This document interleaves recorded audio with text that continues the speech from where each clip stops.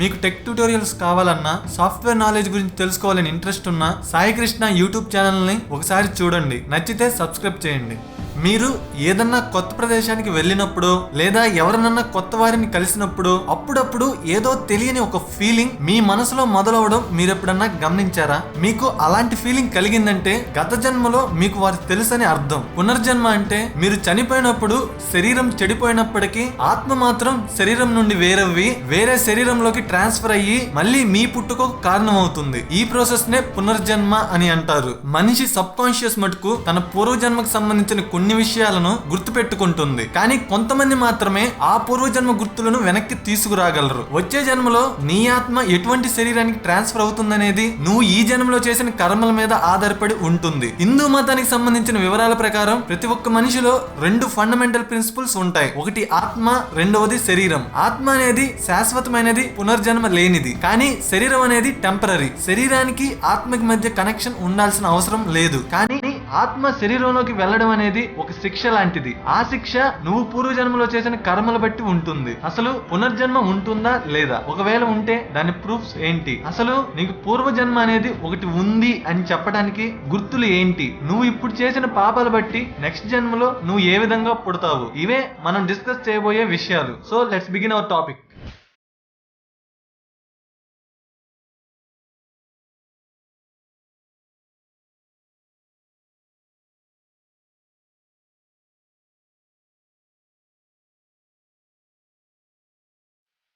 అసలు పునర్జన్మ ఉందా లేదా అని చెప్పే ముందు మీకు దానికి సంబంధించిన కొన్ని ప్రూఫ్స్ చెబుతాను. ఆ తర్వాత పునర్జన్మ ఉందా లేదా అనేది నేను చెప్పనక్కర్లేదు, మీకే అర్థమవుతుంది. మొదటి ప్రూఫ్, శాంతిదేవి 1930వ సంవత్సరంలో 4 ఏళ్ల ఢిల్లీ అమ్మాయి నేను గత జన్మలో కూడా నివసించాను అనే 4 పదాలతో మొత్తం దేశాన్నే ఆశ్చర్యానికి గురిచేసింది. కానీ ఆ అమ్మాయి చిన్నపిల్ల కాబట్టి వాళ్ళ తల్లిదండ్రులు తను చెప్పిందంతా అబద్ధమని అనుకున్నారు. కానీ శాంతిదేవికి తన గత జన్మ అమ్మా నాన్నలను కలవడం చాలా ముఖ్యం. తను కలిసింది కూడా. ఎవరన్నా వారి గత జన్మ విషయాలను పక్క వారికి చెప్పినప్పుడు అవన్నీ కేవలం కల్పిత కథలేనని కొట్టిపడేస్తారు. కానీ దాన్ని ఎక్స్పీరియన్స్ చేసిన వాళ్ళకే అసలు నిజమేంటో తెలుస్తుంది. శాంతిదేవికి సంబంధించిన పునర్జన్మ విషయం ఇప్పటికీ ఒక ఆశ్చర్యమైన విషయంగా మిగిలిపోయింది. ఆ విషయం దేశాన్నే కాదు మొత్తం ప్రపంచాన్నే ఆకర్షించింది. మీకు ఒక సంగతి తెలుసా? శాంతిదేవి తన గత జన్మ గురించి మహాత్మా గాంధీకి చెప్పినప్పుడు అతను ఆశ్చర్యపోయి ఆ విషయం మీద ఇన్వెస్టిగేషన్ చేయడానికి ఒక నేషనల్ కమిషన్ వేయమని ఆర్డర్ చేశాడు. శాంతిదేవి తన గత జన్మ గురించి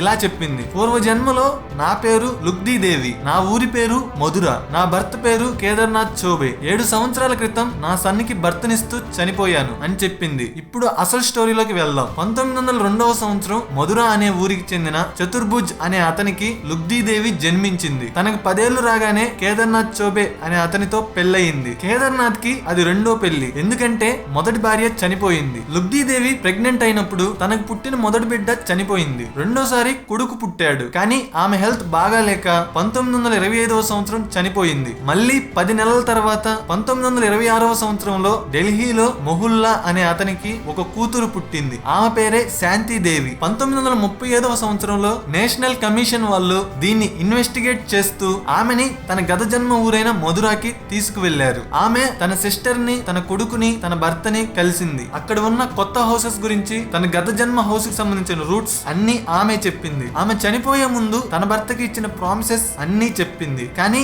అవన్నీ చేయలేకపోయినందువల్లే మళ్ళీ తిరిగి వచ్చానని కూడా చెప్పింది. తన చిన్నప్పుడు దాచిపెట్టిన 150 రూపాయల గురించి కూడా ఆమె చెప్పింది. అక్కడికి పోయి చూస్తే ఆ ప్లేస్ లో డబ్బులు ఉన్నాయి. ఆమె తన స్కూల్లో ఉన్నప్పుడు తన భర్త అయిన కేదార్నాథ్ అడ్రస్ ఇచ్చింది. ఒక రోజు స్కూల్ వాళ్ళు ఆ అడ్రస్ కి ఏదో కారణం మీద ఒక లెటర్ పంపించారు. కానీ ఆశ్చర్యం కొద్దీ ఆ అడ్రస్ నుండి స్కూల్ వాళ్ళకి రిప్లై వచ్చింది. ఫైనల్ గా నేషనల్ కమిషన్ ఇచ్చిన రిపోర్ట్ లో ఆమెకు గత జన్మ ఉందని ప్రూవ్ అయ్యింది. శాంతిదేవి మళ్ళీ పెళ్లి చేసుకోలేదు, ఎందుకంటే ఆమెకు ఆల్రెడీ గత జన్మలో పెళ్ళైంది అనే ఉద్దేశంతో. చివరిగా ఆమె 1987లో చనిపోయి హిందువుల నమ్మకాలకి ఒక ప్రూఫ్ గా మారింది. ఈమె ఒక్కటే కాదు, గత జన్మ గురించి చెప్పిన వాళ్ళు చాలా మంది ఉన్నారు. వాళ్ళలో సెకండ్ ప్రూఫ్ జేమ్స్ లైన్గర్. ఇతను గత జన్మలో అమెరికన్ ఫైటర్ ప్లేన్ కి పైలట్ గా పనిచేశానని చెప్పాడు. వరల్డ్ వార్ 2లో జపాన్ తో యుద్ధం చేసిన కొన్ని గుర్తులు గుర్తుల గురించి కూడా చెప్పాడు. చివరికి అదంతా నిజమేనని ప్రూవ్ అయ్యింది. Third proof Martha Lorenz. ఈమె తన గత జన్మలో వాళ్ళ అమ్మకి ఫ్రెండ్. ఇది కూడా ఇన్వెస్టిగేషన్ లో నిజమని ప్రూవ్ అయింది. ఇలా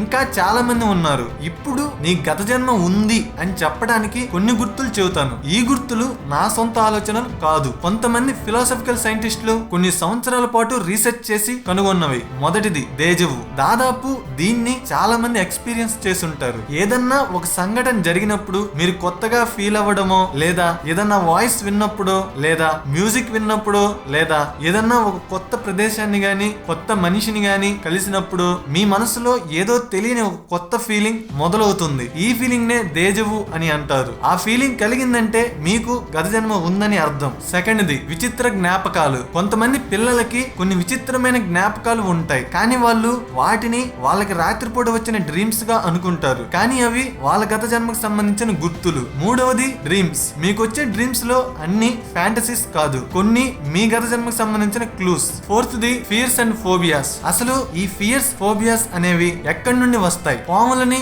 సింహాలని, పులుల్ని చూసి ప్రతి ఒక్కరూ భయపడతారు, ఎందుకంటే అది ఈ విశ్వంలో ఉన్న సహజ లక్షణం. నేను ఆ సహజ భయాల గురించి మాట్లాడట్లేదు. కొంతమంది నీళ్లను చూసి, పక్షులను చూసి, అంకెలను చూసి, మిర్రర్స్ చూసి, కలర్స్ చూసి భయపడతారు. మరి అవన్నీ ఏంటి? నీళ్లను చూసి భయం కలిగిందంటే గత జన్మలో మనం నీళ్ళల్లో మునిగిపోయి చనిపోయామా? రెడ్ కలర్ ని చూసి భయం కలిగిందంటే గత జన్మలో రెడ్ కలర్ కారు వచ్చి మనల్ని గుద్దిందని అర్థమా? ఏమో. ఫిఫ్త్ ది విదేశీ సంస్కృతి ఆకర్షణ. కొంతమంది ఫారెన్ కల్చర్ కి బాగా అట్రాక్ట్ అవుతుంటారు. వాళ్ళ దగ్గర డబ్బులు లేకపోయినా బ్రాండెడ్ షర్ట్లు వేసుకోవాలి, లగ్జరియస్ లైఫ్ బతకాలి అని అనుకుంటారు. అంటే వీళ్ళు గత జన్మలో ఫారెన్ లో పుట్టి పెరిగి ఉండవచ్చు. సిక్స్త్ ది కోరికలు. కొంతమందికి కొన్ని ప్యాషన్స్ ఉంటాయి. కొంతమందికి బుక్స్ చదవడం అంటే ఇష్టం, కొంతమందికి స్టోరీస్ రాయడం ఇష్టం, కొంతమందికి మ్యూజిక్ అంటే ప్యాషన్. ఇలా చాలా ఉన్నాయి. వీటిల్లో కొన్ని కేసెస్ సహజమైనవి కావచ్చు, కొన్ని వాళ్ళ గత జన్మకి రిలేట్ అయి ఉండవచ్చు. Seventh the uncontrollable habits. మనలో ప్రతి ఒక్కరికి ఒక బ్యాడ్ హ్యాబిట్ ఉంటుంది. గోలు కొరకటం దగ్గర నుండి, కబుర్లు చెప్పడం దగ్గర నుండి, టీవీకి, ఫేస్బుక్ కి, డ్రగ్స్ కి ఎడిక్ట్ అవ్వడం దాకా. కొంతమంది డాక్టర్స్ వీటికి మెడిసిన్ సంబంధించిన ఎక్స్ప్లెనేషన్ ఇస్తారు. పునర్జన్మని నమ్మిన వాళ్ళు వీటిని గత జన్మకు సంబంధించినవిగా చెబుతారు. Eighth the birth marks. మన శరీరం మీద ఉండే కొన్ని మచ్చలు మనకి పునర్జన్మ ఉందని ప్రూవ్ చేస్తాయి. ఒకసారి ఇండియాకి చెందిన మహారామ్ అనే ఒక అబ్బాయి తనను గత జన్మలో ఎవరో ఒక అతను గన్తో కాల్చాడని చెప్పాడు. దానికి గుర్తుగా అతనికి ఛాతి మధ్య భాగాన ఒక మచ్చ ఉంది. తీరా ఆ స్టోరీ చెక్ చేస్తే నిజంగానే మహారామ్ అనే అతను బుల్లెట్ తగలడం వల్ల చనిపోయాడని ప్రూవ్ అయింది. ఇంకా ఇలాంటి కేసెస్ చాలా ఉన్నాయి. ఇప్పుడు మీరు ఈ జన్మలో చేసిన పాపాల బట్టి నెక్స్ట్ జన్మలో మీరు ఏ విధంగా పుడతారనేది చెబుతాను. ఇది కూడా నా సొంత ఆలోచన కాదు, వేదవ్యాస మహర్షి చెప్పినవి. కర్మ అనేది ఎలా పనిచేస్తుంది అనే విషయం గురించి హిందూ పురాణాలు చాలా బాగా ఎక్స్ప్లెయిన్ చేశాయి. హిందూ పురాణాల్లో చెప్పినట్టు మన నెక్స్ట్ బర్త్ అనేది ఈ జన్మలో చేసిన కర్మల ప్రకారమే కాదు, పూర్వ జన్మలో చేసిన కర్మల మీద కూడా ఆధారపడి ఉంటుంది. తప్పులు చేసినప్పటికీ ఈ జన్మలో మీరు సుఖంగా ఉండవచ్చు, ఎందుకంటే మీరు గత జన్మలో చేసిన మంచి పనుల వల్ల. కానీ నెక్స్ట్ బర్త్ లో మీకు ఆ ఛాన్స్ ఉండదు. మనకు తెలిసినంత వరకు ఒక మనిషిగా జన్మించాలంటే మన ఆత్మ 84,000 సార్లు పురుగులు, చెట్లు, జంతువుల రూపంలో పుట్టాలి. అప్పుడు మనిషిగా పుట్టిన తర్వాత ఆ జన్మలో నువ్వు చేసిన పుణ్య పాపాలను బట్టి నువ్వు నెక్స్ట్ జన్మలో పురుగుగా పుట్టాలా, లేక జంతువుగా పుట్టాలా, లేక మనిషిగా పుట్టాలా అనేది ఆధారపడి ఉంటుంది. గరుడ పురాణంలో విష్ణుమూర్తి చెప్పిన ప్రకారం ఒక్కసారి ఆత్మకి మనిషిగా పుట్టడానికి అనుమతి వస్తే తల్లి కడుపులో ఉన్న 9 నెలల కాలంలో ఆ ఆత్మ ఆ దీవెనలను గుర్తుంచుకొని దేవునికి సేవ చేస్తానని ప్రామిస్ చేస్తుంది. కానీ పుట్టిన తర్వాత మనిషి అదంతా మరిచిపోయి పాపాలు చేయడం మొదలు పెడతాడు. మొదటిది, ఎవరైతే ఇతరులతో అక్రమ సంబంధం పెట్టుకుంటారో వాళ్ళని నరకలోకంలో బాగా శిక్షిస్తారు. ఆ తర్వాత వాళ్ళు నెక్స్ట్ జన్మలో తోడేలుగా, ఆ తర్వాత రాబందుగా, ఆ తర్వాత పాముగా, ఆ తర్వాత కొంగగా పుడతారు. రెండవది, పెద్దవాళ్ళని గౌరవించకపోతే కాకిగా పుడతారు. అలా కాకిగా 10 సంవత్సరాలు బతకాలి. మూడవది, బంగారాన్ని దొంగతనం చేస్తే వ్యాస మహర్షి చెప్పినట్టుగా నెక్స్ట్ బర్త్ లో ఇన్సెక్ట్ గా పుడతారు. ఒకవేళ వెండిని దొంగతనం చేస్తే పావురంగా పుడతారు. నాలుగవది, వేరే వారి వస్తువులను దొంగతనం చేస్తే నెక్స్ట్ జన్మలో చిలుకగా పుడతారు. ఇక మీ జీవితాంతం పంజరంలో ఉండాల్సిందే. ఐదవది, ఇతరులను చంపితే వాళ్ళు నెక్స్ట్ జన్మలో గాడిదగా పుడతారు. ఇక వాళ్ళ జీవితాంతం